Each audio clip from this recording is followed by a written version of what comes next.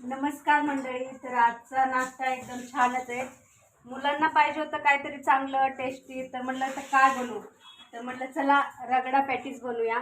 तर इकडे तवा ठेवलेला आहे आणि आता मी याच्यामध्ये पॅटीस टाकते गरमागरम, कारण गरमागरमच छान लागतं. जर ह्याची रेसिपी पाहिजे असेल तर नक्कीच तुम्ही कमेंट करून सांगा, तर मी नक्कीच तुमच्यासोबत शेअर करेल.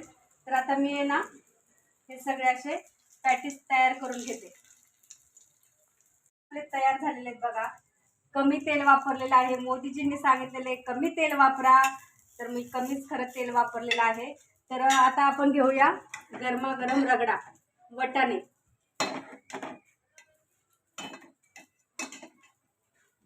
आणि बघा हे आपलं रंगीबेरंगी ताट कसं सजून ठेवलेलं आहे. भारी तर दिसतंय ना, असणारच भारी, खायला पण भारी.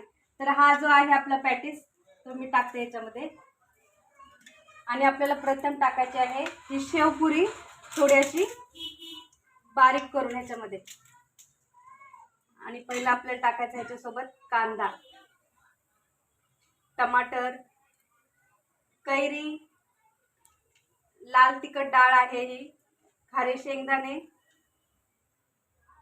आणि आपल्याला टाकायची आहे मस्त अशी शेव, आणि चाट मसालाही टाकायचा आहे, आणि कोथिंबीर. एकदम मस्त. हाताची चव भारी असते म्हणून मी हाताने टाकलेले बरं का, चमचा घेऊन असं असं टाकत बसलेली नाही. दिसायला ते एकदम भारी आणि खायला पण एकदम भारी. कोणाकोणाला आवडेल हे रगडा पॅटीस खायला, तर या तुम्ही पण खायला. मंडळी माझं हे माझं म्हणजे तिखट पाणी जे बनवलं होतं पाणीपुरीचं, ते टाकायचं विसरली. त्याच्या अगोदरच बोलली या खायला, तर ह्याच्याशिवाय तर काय त्याला मजा येणार नाही. तर हे आपल्याला तिखट पाणी सुद्धा टाकायचं आहे. झणझणीत असं एकदम भारीच लागतं. आता बोलते या खायला, मग तुम्ही